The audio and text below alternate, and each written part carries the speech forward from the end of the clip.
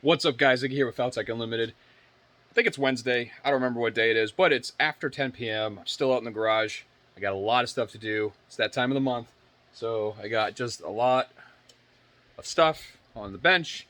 Got a lot of molds over here that I've been working on, vac forming and going down the line. And of course, because it is that time of the month, my pool table turns into all the holsters that I'm working on now. I thought this was kind of cool. I'm not a Star Wars fan, but I went to a house today that was getting demolished, and the owner was like, take whatever you want, make me an offer. And we ended up getting this Star Wars print. It's number 72 out of 1,000, right? It has, obviously got this little bend in it. It's from the plastic. It's so tight on here that it just, over time, it's what happened. But, yeah, check that out. There's number 72, and there's the artist, and the certification of authenticity. So I thought that was pretty cool, so I scored that. And to be honest with you, I'm not a Star Wars fan. A good friend of mine is. So I am most likely going to give it to him. But anyways, I had the idea of a pretty epic holster. So I know friend of mine, they want a Glock 19 holster. So I'm going to make a Glock 19 holster. It's going to be an OWB canted on palehorse molds. So, but it's free range. I can do whatever I want. So I thought of this.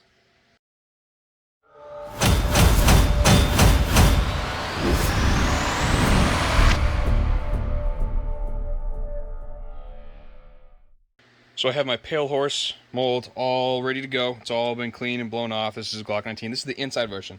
Now, I'm doing a custom image that's going to be against the firearm. So when we do this, we're going to have to flip it. Now, I'm not going to show you the image just yet, but here it is right here. We're going to throw it in here. Now, if you notice, get this down in here. That was an 8x8 sheet. So if I grab an 8x8, for example, this one right here, if you notice, it is not big enough whatsoever to get down and seal all the way around. So I'm going to show you what I do to get around that.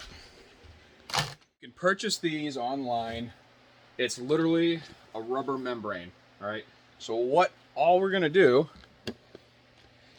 is, once this is ready, we'll throw it over it, and then I'm going to take my giant frame and just... and that's all I'm going to do. So, get this out of here. And I will take this, leave this here. This frame I'll do this way, so I'll leave this right here. And I got a minute left on that, but check this out. So, I went from, let's see here, this blow nozzle, right? Literally just the pipe on the end of this. And I was like, what if I get a wide nozzle to be able to do a lot at the same time? So I went to Home Depot. I got some adapters so I could go ahead and plumb it from a, I believe this was a, 3/8 to a 1/4 inch. I don't remember what it was, but anyways. So now, I don't know if you can see that. All those little holes in there. So literally just a wall of air comes out. So I've been trying that. Also, I got a Ryobi 18 volt.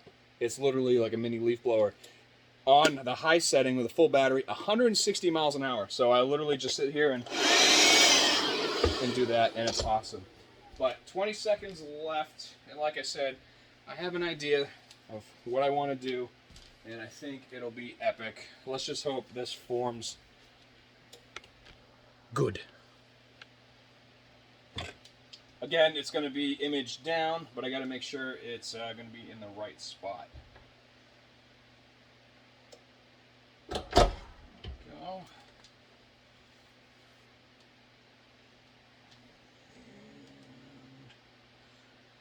want it right there. The faster you do this, the better.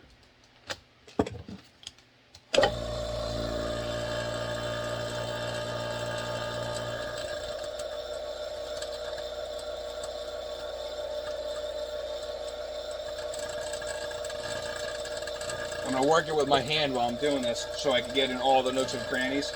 The only problem with this is you cannot pretty much cool it quick. This doesn't really work because of the membrane. But I want to hold this for a little bit and see how well this is actually suctioning down.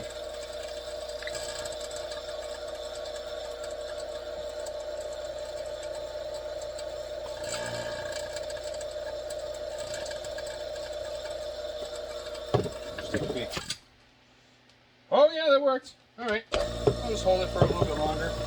Looks like it's actually pretty good. So.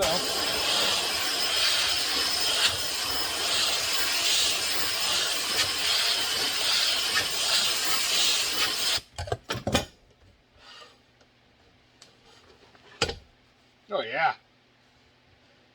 Okay. All right. That's not bad. Pull it down a little bit more. Like I said, make sure you can't see it.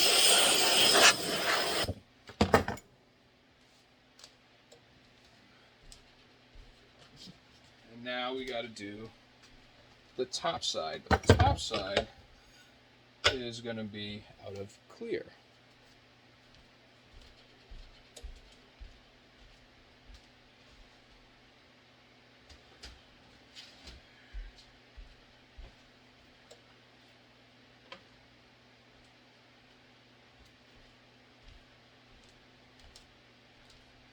Alright, so we got the clear here. This is a thick guy. You always remember to peel this off. Because if you don't, and you heat it up, it is a pain in the tuchus. Alright, so for this, I'm going to throw this on here and we'll have plenty of room. And I'm going to have to get myself some new plastic. But this is, instead of 0.08 thick, this is 0.09 thick. So this is thicker because clear is very, very fragile. But let's get that in there and see what happens. Now don't be alarmed, because when clear comes out of a heat press or the oven, it is foggy. It is not clear. It will become clear when it's cool. Remember that. Now using clear can be done on foam, but when you do it on foam, you will see the foam and you will see the tape marks. So it works best on vacuum. So just remember that. All right, clean that off.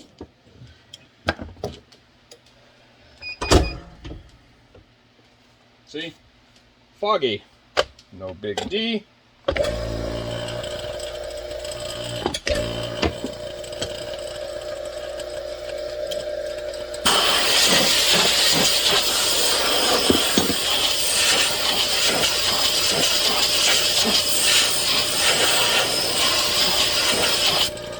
And then, like I said,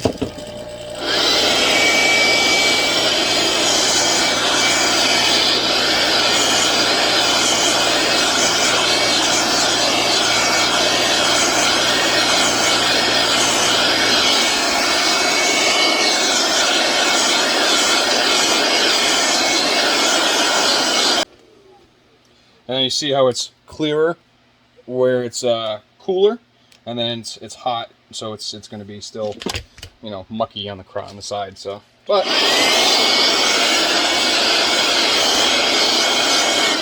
we're going to let that cool, and I'm going to cut the other piece on the bandsaw. I don't know if I should show you yet, because I think this is going to be personally hilarious, and I'm really looking forward to doing this. I've been wanting to do this for a while. I don't know where I got the idea from, but it just came to me, and let's rock it.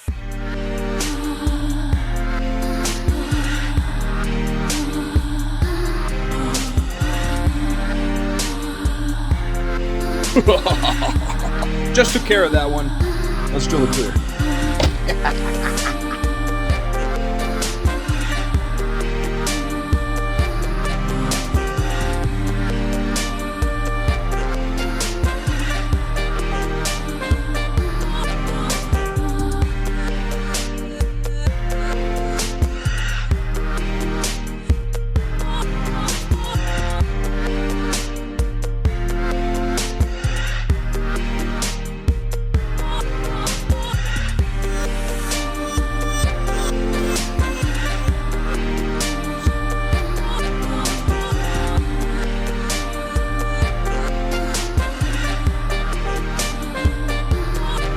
Sadly, this right here is larger than my bit. Now, I can raise the bit so it rides up here and get that cut, or I could do it on here, which is this. Now, this is what I'm gonna do.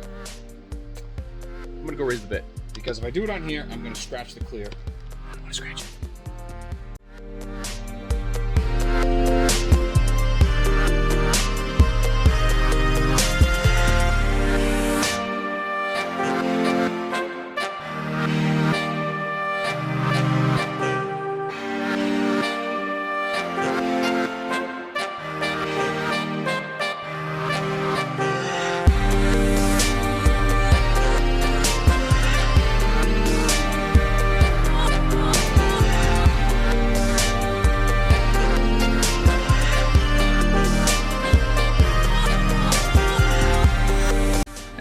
know if you just noticed what I did there, so let me explain it.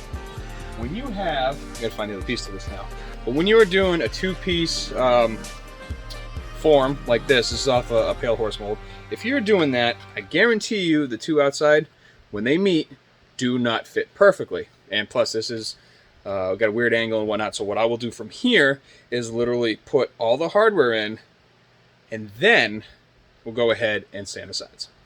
And time for a little rivet action. Hopefully you guys won't see it too soon. Let's see here. Okay, yeah, I can do it that way. Camera won't see it, but it'll be a little bit awkward.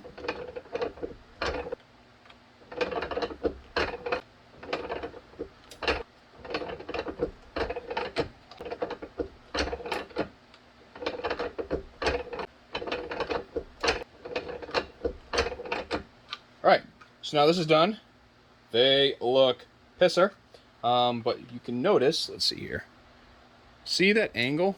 We don't want that, or at least I don't want that. It does line up pretty decent, but what I'm going to do is I'm going to do that flat and just do a quick all the way around, and then I'll go ahead and buff it.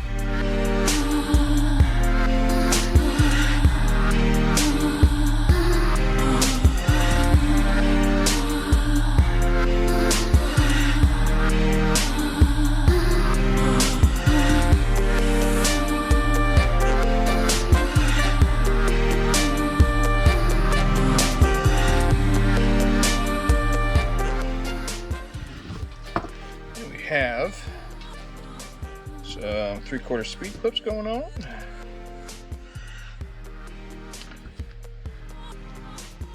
I put the hardware in where it says, you know, the L and R. You can technically do it any way you want. So let's get this going. This is going to go on this side.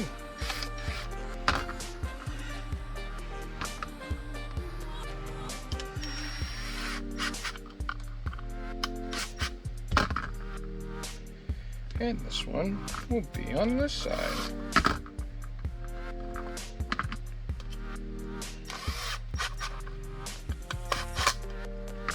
All right. Are you guys ready to see the final product? Get that in there. I have to loosen up the tension just a hair. Now that it's all... Oh yeah. All right. Are you ready for this? You're not ready. Are you ready? Bam. That's the ATF guy! Alright, but really. So what we did is the clear on the outside, you saw that. And there's the meme on Facebook, if you go around and anybody in the gun groups or anything like that, or someone that's like, ah, you can't have that, yada, yada, yada. If you look at it, there's the ATF guy peeking over the wall. So in theory, maybe if this was the thinner Kydex, it would be a little bit better. But because, like I said, I might have to put a different bushing in there. But, there we go. If we take it out, it shows the guy with the ATF. And that's, oh, that's so slick. So again, it was just a print facing forward, clear on the outside, and there is probably one of the most epic custom holsters that you can make to have the ATF peeking.